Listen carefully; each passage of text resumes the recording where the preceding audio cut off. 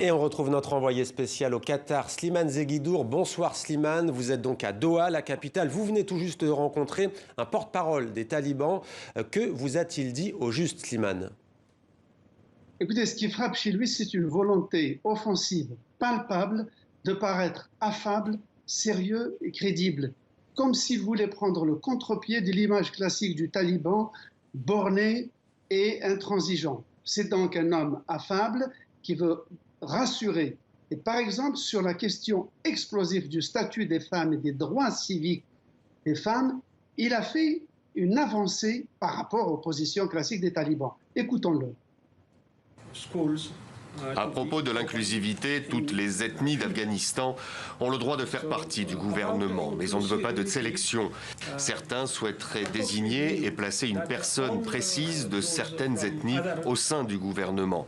Dans ce que l'on croit, ceci n'est pas de l'inclusivité. On veut des personnes compétentes et douées qui puissent intégrer le gouvernement.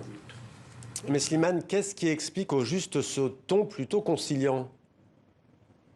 Alors, a priori, dans ce qu'il dit, ce qui compte, ce n'est pas le sexe ou l'origine ethnique, mais la compétence. Cela s'appliquerait en principe aux femmes. Ce qui explique cette conversion, c'est qu'après s'être converti à l'islam le plus radical, il semble que le nouveau pouvoir taliban, conscient du poids des responsabilités gigantesques qui pèsent sur lui, se soit enfin converti aux vertus de la réelle politique. Les talibans ont compris qu'ils ne sont pas seuls au monde, qu'ils ne peuvent pas s'en sortir sans l'aide de toute la communauté internationale et que pour pouvoir bénéficier de la solidarité de cette communauté internationale, ils doivent l'intégrer et donc intégrer, souscrire et assumer un minimum de valeurs universelles de la communauté à laquelle ils sont appelés d'appartenir.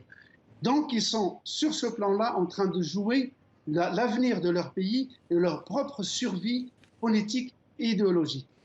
Slimane Zeguidour à Doha, au Qatar pour TV5 Monde. Merci beaucoup Slimane pour cet éclairage.